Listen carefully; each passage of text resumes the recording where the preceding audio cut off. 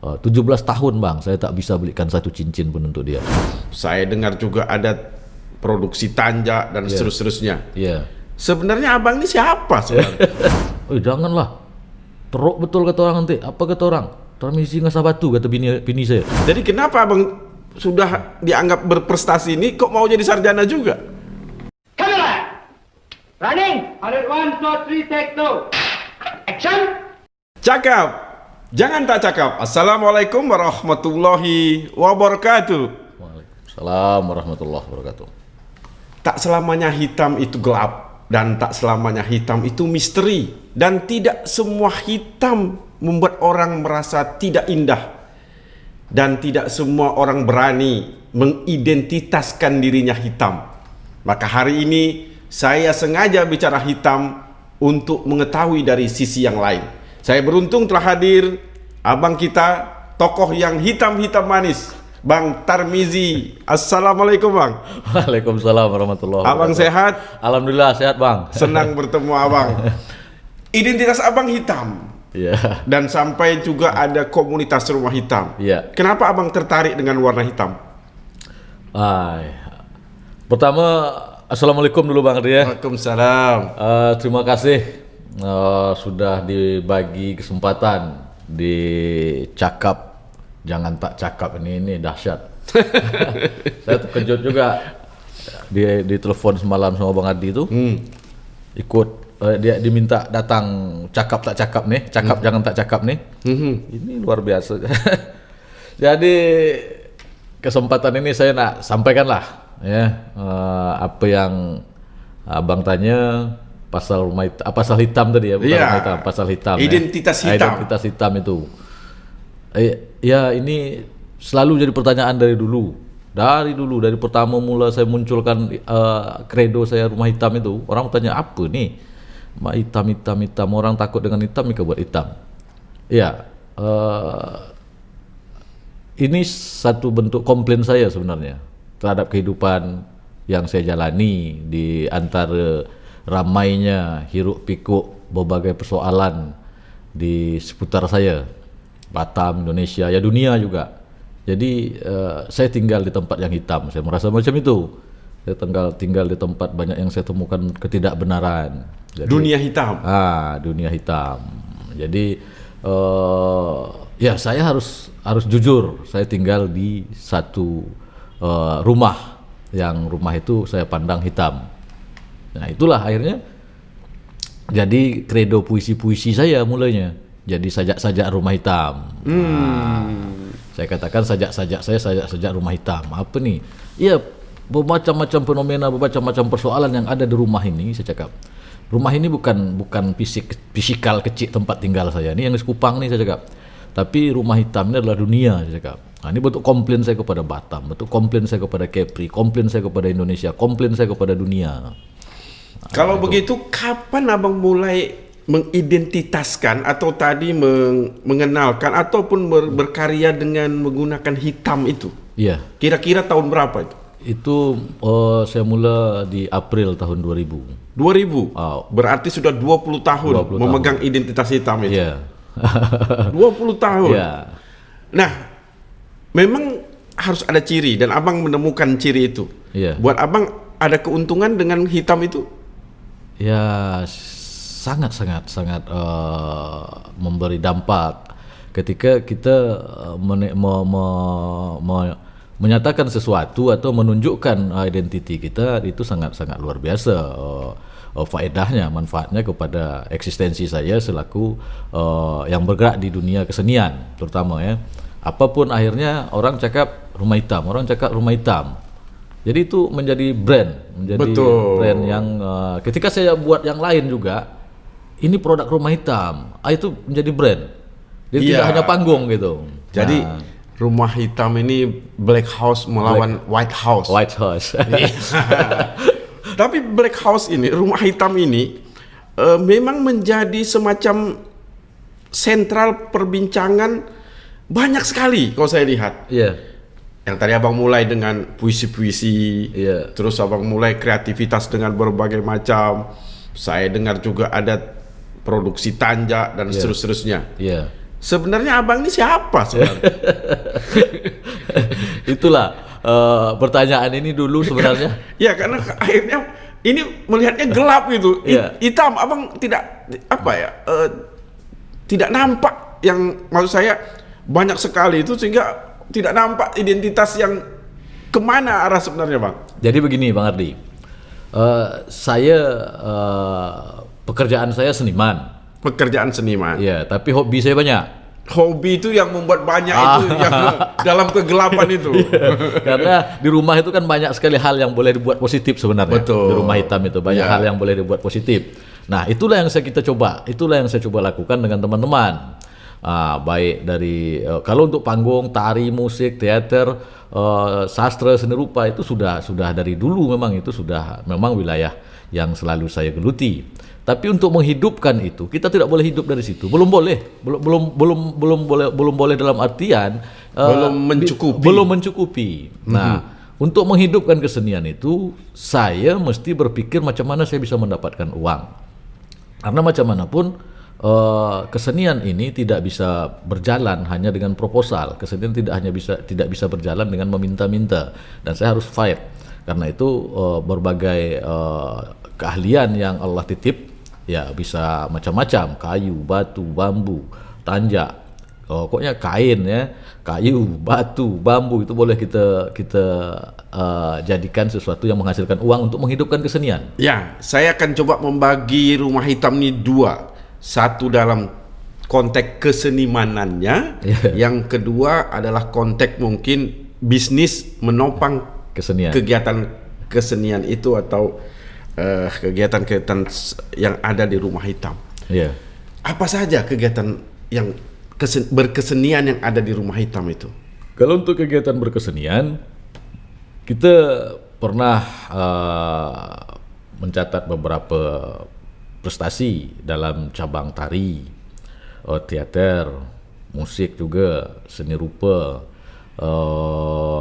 sastra juga, ya, sastra banyak yang lahir dari komunitas seni Rumah Hitam ini, penulis-penulis muda maupun penulis-penulis yang seangkatan, yang semula dia tidak care, kemudian karena melihat aktivitas kita dia datang, kemudian akhirnya dia pun menulis, dia pun banyak membaca, itu lahirlah banyak nyair juga. Nah, untuk teater beberapa kali pementasan kita buat. Nah, terakhir tempoh hari saya menulis skrip, judul dia Karma Wibala, yang kita pentaskan untuk soft opening Ninos. Ya, ke beberapa kota, beberapa taman budaya juga mengundang kita pementasan teater. Kalau untuk tari, pernah Pingat Kejohanan Tari Provinsi Riau. Ketika itu kita masih satu. Tahun 2002 kita meraih anugerah penata tari terbaik, penyaji terbaik. Ada 3 terbaik juara, peringkat itu Faisal Amri punya karya. Jadi itu dari bengkel dari dapur tari Rumah Hitam gitu. Terakhir kalau saya lihat puisi ya, yang Puisi, ya. yang sering yang RBB yang belakang 2, 3, 4 tahun terakhir ini kita juga RBB itu Rumah Hitam Batam Berpuisi. Rumah Hitam Batam Berpuisi. Nah, jadi orang cakap RBB, hitamnya hanya mana? Jadi Rumah Hitam Batam Berpuisi kan apa RBB? Kan rumah hitam maksudnya. Jadi Rumah Hitam itu tulisannya RUMAHITAM. Jadi tidak rumah hitam tapi rumah hitam. Hanya satu bergabung. Kalau dibedakan jadi rumah hitam. Kalau Tapi bisa jadi satu rumah hitam. Rumah hitam. Luar biasa. Kalau lihat cerita abang dengan berbagai kegiatan ini, berapa luasnya Rumah Hitam itu sebenarnya? Karena tadi ada teater, ada panggung, ada matahari. Luasnya berapa Rumah Hitam itu? Jadi mulanya gini Bang, Rumah Hitam itu mulanya kita kan pinjam pakai, dapat laluan dari Pak Ismet ketika itu tahun 2000 akhir ya, 2000 akhir sekitar Desember. Pertama saya buat numpang di lahan di Batu Haji, jaga daripada tumbuh ruli ini punya lahan, kita dibagi situ, saya berkreativitas itu dengan teman-teman, kemudian bersamaan saya perjalanan waktu, akhirnya dapat kesempatan diberi kepercayaan oleh Pak Ismet untuk mengembangkan komunitas ini dengan sistem pinjam pakai. Lahan ini lahan belum digunakan. Nah, jadi daripada tumbuh ruli saya minta dibagilah. Gunakan lahan itu, kita disitulah berkreativitas. Ada waktu itu lahan itu 2,5 hektar yang kita diberi pinjam pakai gitu oleh otorita Batam ketika itu. Nah, dalam perjalanannya akhirnya sekarang kita tinggal punya 1,5 hektar. Karena setelah pergantian Pak Ismet, ada perubahan RT RW, rencana tata ruang wilayah yang tempat kita tuh akhirnya jadi tempat jasa, wilayah jasa, itu dibagi sama BP Batam, sudah menjadi BP Batam ya, dibagi 3. Pengadilan Agama, kemudian di sebelah dia ada perusahaan, developer ya, kemudian sisa kita 1,5 hektar saja. Besar itu Bang, kalau dibuat panggung 1,5 hektar itu besar itu. Besar ya. Tapi bukan tempatnya yang besar sebenarnya. Saya lihat karya-karya Rumah Hitam yang besar. Alhamdulillah. Abang turunan seniman? Atau belajar dari mana berkesenian? Jadi ini saya sampai hari ini saya tetap meyakini ini adalah anugerah. Ini adalah pilihan. Bukan saya yang memilih, tapi Tuhan yang memilih gitu. Saya merasa saya termasuk dipilih menjadi seniman gitu. Karena 9 saya bersaudara, 1 mak 1 bapak tuh, saya seorang saja yang tadi dulu tuh sibuk berkesenian dari mulai SMP. Bapak tidak ada berkesenian? Tidak ada. Mama tak ada berkesenian? Mak saya tidak, cuma mak saya memang kalau lihat dia keseharian dia adalah gaya. Ada. Cuman belum sempat manggung. Ada, ya mak. Oke, sekarang kita pindah ke yang kedua. Tadi berkesenian, sekarang dalam tanda kutip berbisnis. Iya. Suatu tren batu, abang main batu. Iya, nih. Tren tanjak, sekarang abang bermain tanjak. Itu dapat dari mana juga itu? Jadi begini Bang, kalau ketika batu dulu memang sebelum booming, ketika di daerah lain sudah mulai heboh batu, itu di Batam belum begitu heboh. 2014 tak salah saya itu. Jadi saya lihat, oh ini daerah lain udah heboh, batu. Saya cobalah, saya coba asah batu saya di Jodoh. Saya punya bekal bahan batu gitu, saya bawa ke Jodoh. Saya tengok orang asah tuh kan, ini kalau saya punya mesin nih, dalam hati aku cakap, ini kalau saya punya mesin macam ini, saya yakin lebih bagus saya buat daripada orang asah nih dalam hati saya. Ketika saya ngupahkan batu saya tuh, bual, dapatlah ilmu situ. Ini mesinnya ini, alatnya ini. Saya tanya apa gitu kan. Saya belilah mesin, saya bawa pulang ke rumah. Saya buat di teras rumah. Waktu itu saya sudah pindah sementara ketika Rumah Hitam di Keliring ya. Jadi tiba-tiba 3 tuh, saya teras rumah tuh saya ngasah batu, saya upload FB. Ramai yang datang minta asahkan batu. Orang lagi gila batu. Iya, mulai ramai yang datang minta diasahkan batu. Datang, ada yang bawa oko, ada yang tidak. Balik dia mau kasih. Saya pikir ini banyak yang saya kerjakan, bukan 1-2. Betul. Jadi saya pikir saya cakap dengan bini kan. Saya buka lah di depan jalan dekat Rumah Hitam lagi sambil nengok-nengok komplek tiap hari, saya cakap kan gitu kan udah Keliring. Nah, janganlah teruk betul kata orang nanti. Apa kata orang? Transmisi ngasah batu kata bini saya. Bini saya nak jaga juga rupanya. Tak ada cerita. Buka. Hari pertama buka, pulang ke rumah saya bawa duit lebih 1 juta. Kejut bini saya. Alhamdulillah. Kejut. Itulah jalan. Rezeki batu. Ya, jalan sampai saya dapat 1 tahun lah lebih kurang tuh musim batu tuh. Itu 2-3 juta satu hari tidak kemana penghasilan. Luar biasa. Lepas tuh kalau tanjak ini bukan ikut booming tanjak saya buat tanjak, tidak, saya ikut campaignkan tanjak ini. Oh, ada nilai-nilai apa ya? Mungkin peradaban kebudayaan kita. Jadi ketika 2016, saya sebenarnya dari 2010 itu sudah biasa pakai tanjak kemana-mana. Saya tampil baca puisi, ada dokumentasi dia. Belum orang pakai tanjak, saya pakai. Nah, saya tengok, ini perlu juga mulai dibangkitkan tanjak ini agaknya.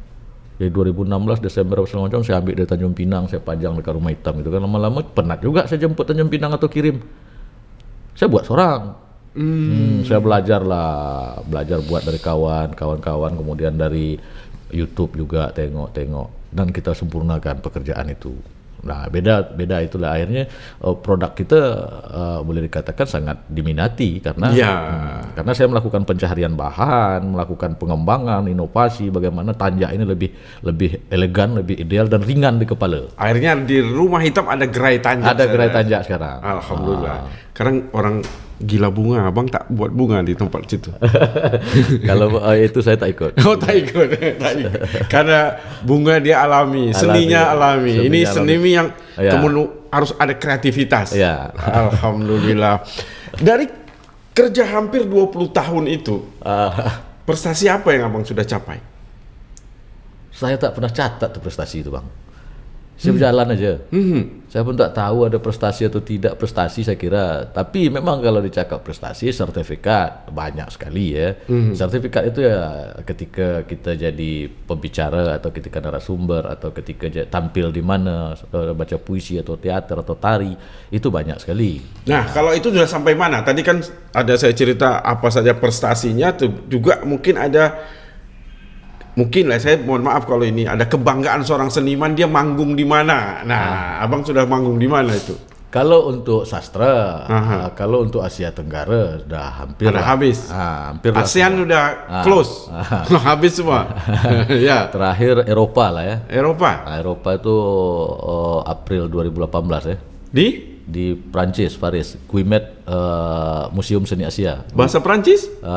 Bahasa Indonesia. Bahasa Indonesia. Tetapi penontonnya orang Penontonnya Prancis. orang Prancis. Berapa hari abang di sana? 10 hari. Alhamdulillah. Itu berkat Bang Ardi juga.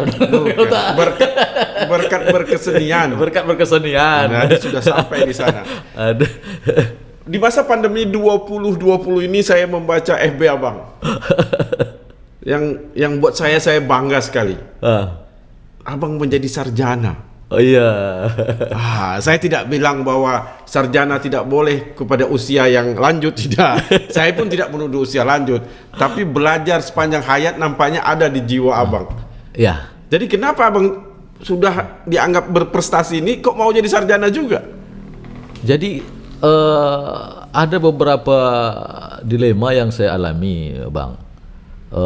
Orang banyak kawan-kawan mengata saya ini sudah sarjana. Banyak orang beranggapan begitu, orang tidak tahu label saya cuma SMK gitu.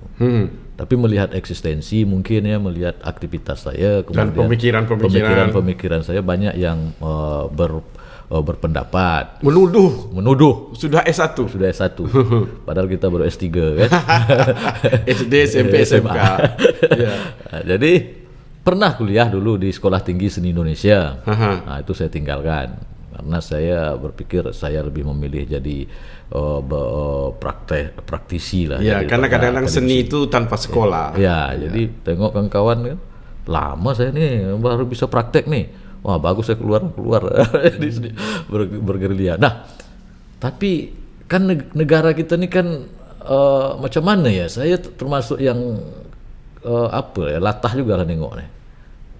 Jadi presiden boleh SMA, ya tak? Tapi nak jadi anggota KPU kalau tak ijazah sarjana tak boleh.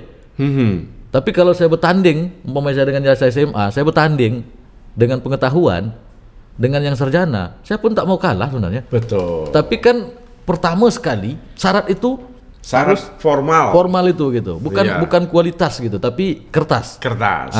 Jadi itu yang saya merasa, wah, mana tahu satu saat nanti perlu juga saya ijazah nih agaknya. Sebela-bela lah kuliah. Kuliah selama berapa tahun?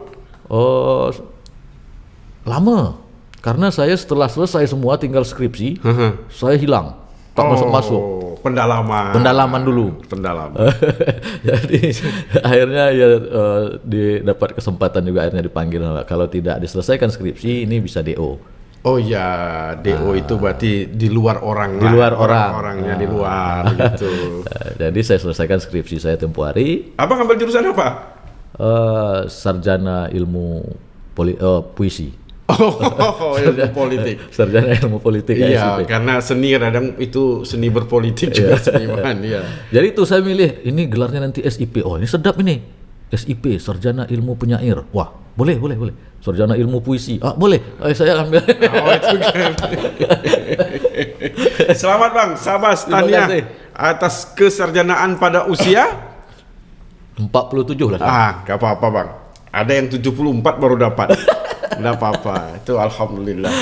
Lalu ada satu lagi prestasi yang saya juga lihat di FB Abang adalah anugerah kebudayaan Indonesia untuk komunitas Rumah Hitam dan nomor 1. Bagaimana ceritanya tuh Bang? Ya Allah, ini sesuatu yang tidak pernah saya mimpi Bang, sesuatu yang tidak pernah saya hayal, jadi saya menjalani berkesenian itu adalah sebagai pilihan. Jadi saya tidak pernah berhayal apresiasi penghargaan baik dari pemerintah, dari perorangan, dari apapun juga tidak pernah ada dalam mimpi-mimpi saya.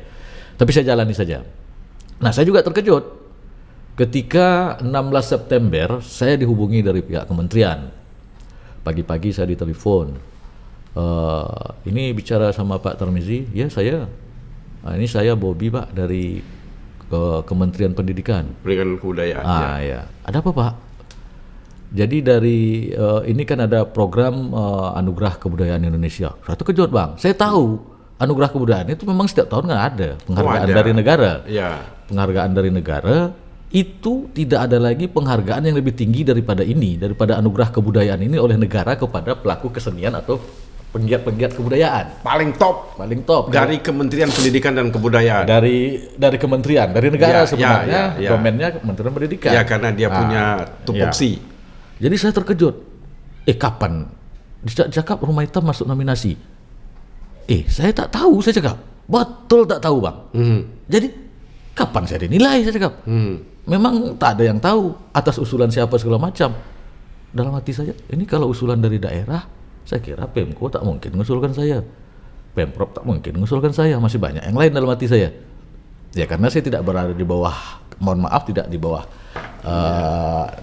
bimbingan dalam tanda kutip. Ya, jadi saya tak yakin kalau dari daerah yang mengusulkan, saya tidak yakin. Tapi setelah saya telisik lagi, memang sistem dari penilaian untuk Anugerah Kebudayaan ini adalah satu lembaga independen yang diberikan kepercayaan oleh kementerian. Itu orang-orang yang memang kompeten, yang melakukan survei penilaian secara diam-diam dulu. Secara mandiri. Jadi dia melakukan riset mandiri. Kemudian terkumpul dari sekian banyak itu, akhirnya dari seluruh Indonesia itu ditetapkan 7 nominasi. 7 nominasi awalnya. Termasuklah Rumah Hitam. Jadi Abang hafal yang 7 itu? Yang 7 itu saya tidak hafal. Karena memang tidak dibagi tahu gitu. Oh, cuma diberitahu saja. 7 nominasi seluruh Indonesia. Ya. Tapi setelah itu tanggal 16 itu ditelepon, saya tanya itu, jadi apa yang harus saya lakukan? Saya cakap, setelah masuk nominasi ini apa harus saya lakukan? Nah, dikasih tahulah sama pihak kementerian, Pak Bobi ini cakap, tak ada, Bapak tidak perlu melakukan apa-apa, kata dia. Jadi besok tim akan turun dari Jakarta, verifikasi faktual, kata dia. Tim ini siapa? Dari kementerian saya juga ikut, kata dia. Kemudian ada salah seorang dari Dewan Hakim atau tim penilai gitu ya, yang akan datang. Jadi besok apa yang harus saya siapkan? Tidak ada, Bapak tunggu aja kami datang. Begitu aja, Bang. Tapi dalam pikiran saya, orang ini datang nanti apa yang ditengok dia kan? Akhirnya dari pagi saya dapat informasi itu sampai tengah malam itu saya bongkar lagi semua arsip-arsip Rumah Hitam itu kan. Perjalanannya itu baik clipping koran, piagam-piagam, apa-apa semua aktiviti yang sudah dilakukan selama ini saya keluarkan lagi. Begitu dia orang datang besoknya, saya bentangkan itu aja. Sebenarnya dia tahu abang kerja satu malam itu, karena ada spionnya juga lihat. Nah setelah itu? Nah baru itu lama kemudian, karena kan dia verifikasi itu kan ke seluruh 7 daerah. Iya, 7 daerah nominasi, nominator ini. Nah, akhirnya 1,5 bulan kemudian saya dapat kabar lagi bahwasanya sudah ditetapkan 4 penerima anugerah. Bulan September, bulan Oktober berarti.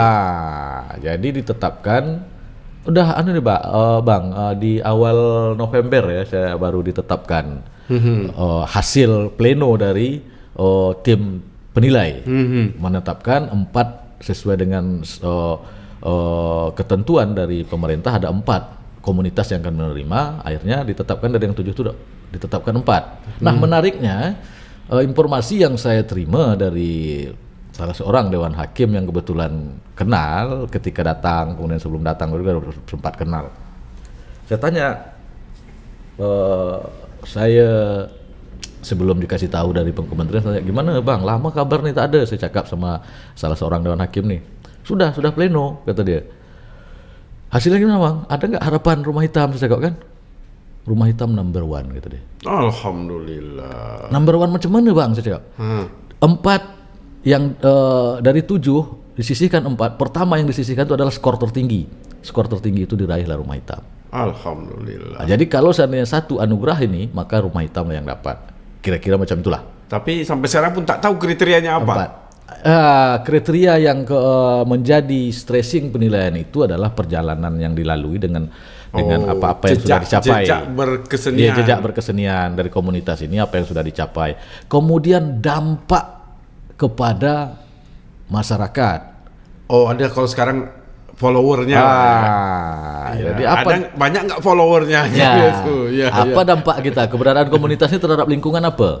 Nah, itulah salah satunya kita kan pernah gerakan Batam Membaca itu juga dilahirkan. Betul. Komunitas seni Rumah Hitam dulu sempat pecah rekor Berapa muri. buku itu dulu saya lihat. Kita pernah mendirikan lebih dari 80 perpustakaan warga namanya Pusraga waktu itu, yang kita mobilisasi pengadaan buku dari wakaf buku yang kita terima. Kemudian juga perkembangan terakhir kita juga memberikan pelatihan-pelatihan untuk ekonomi kreatif bagi masyarakat. Nah, inilah yang menjadi hal yang paling bagaimana ada nilai pemajuan kebudayaan dari komunitas ini, dan masyarakat mendapatkan dampak baik secara pengembangan kebudayaan itu sendiri maupun secara ekonomi gitu. Karena abang tadi menselaraskan dua bahagian tadi, berkesenian dan berekonomi. Jadi ternyata inilah yang paling tepat rupanya kan? Dengan tidak sengajanya menjadi nilai skor tertinggi mungkin. Karena macam mana pun contoh dari pengembangan ekonomi kreatif dari yang berakar umbi dari nilai-nilai budaya seperti Tanjak ini. Kita sampai mempekerjakan puluhan orang. Karena kita produksi kita sebelum Covid, Bang, itu bisa mencapai tidak pernah kurang dari barang selalu lebih dari 1000 piece setiap bulan yang terjual. 1 bulan? 1 bulan. Luar biasa. Jadi itu kita mempekerjakan secara home industry. Jadi ada emak-emak, dia tidak meninggalkan pekerjaan. Jadi gitu, Bang. Jadi anugerah ini memang menjadi anugerah di masa pandemi. Anugerah di masa pandemi. Masyaallah. Ya betul. Tapi selalu anugerah ini kan ada yang menyerahkan. Ya.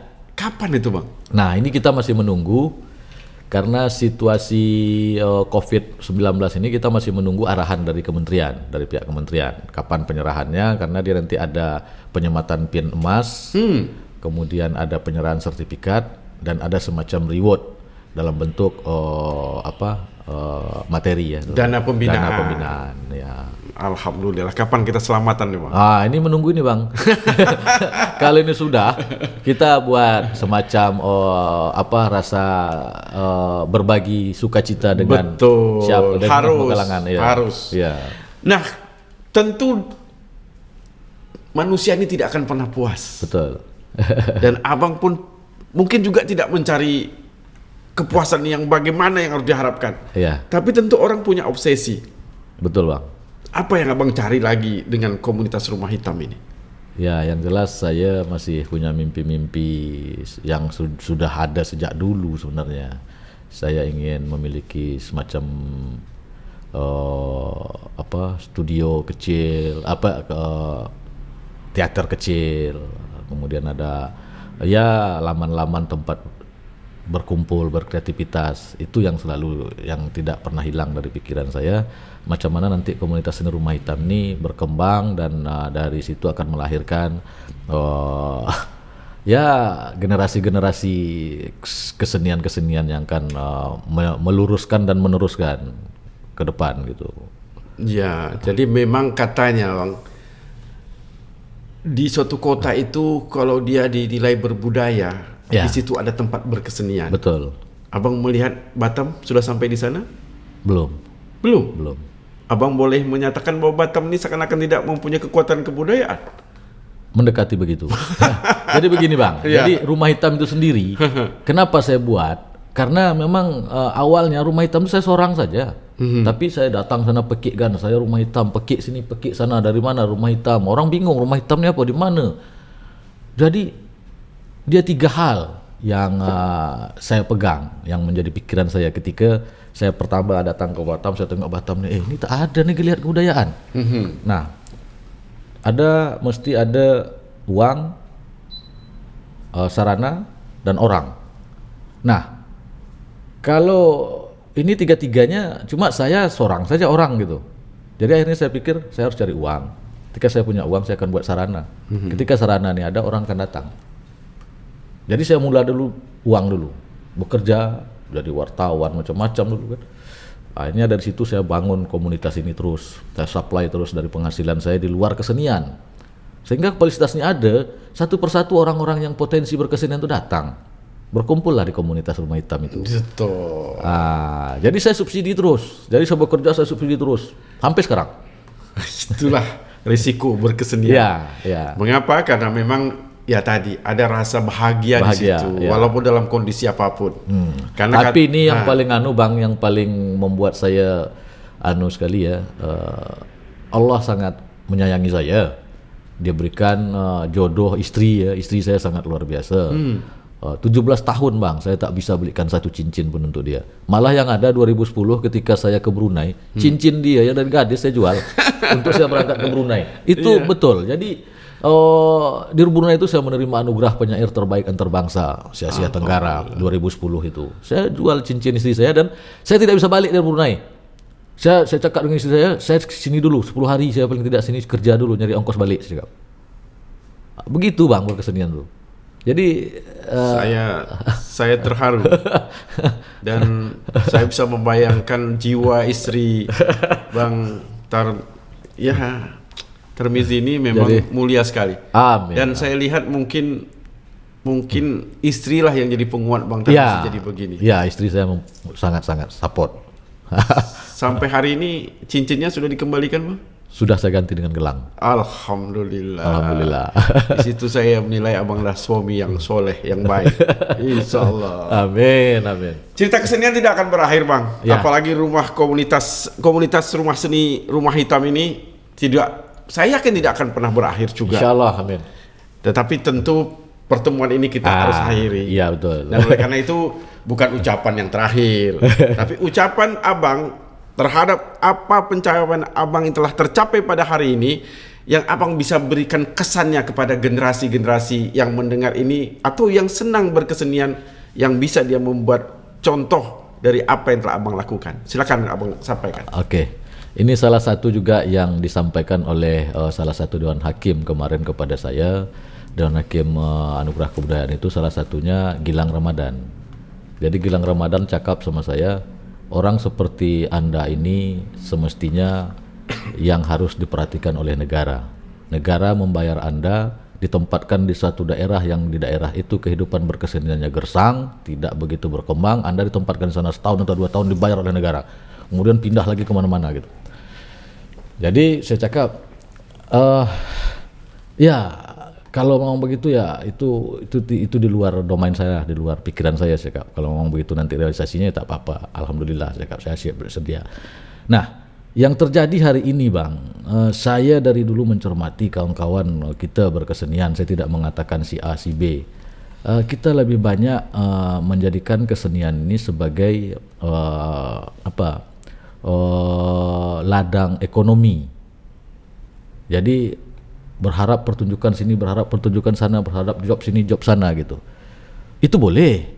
Orang menganggap berkesenian yang profesional itu seperti itu. Saya tidak berpikir begitu. Bagi saya berkesenian yang profesional itu bagaimana saya bisa menghidupkan kesenian. Dari mana saya cari? Saya berusaha semaksimal mungkin membaca peluang. Dan ini yang kita harapkan kepada kelompok-kelompok, komunitas-komunitas yang ada, ya ini kan ditonton seluruh dunia nih, jangan tak cakap nih kan. Jadi ya bangunlah kreativitas ekonomi untuk menghidupkan seni gitu, sehingga komunitas itu akan berjaya insyaallah. Karena apa? Kalau kita bergantung kepada job berkesenian, kita ini belum siap. Ya.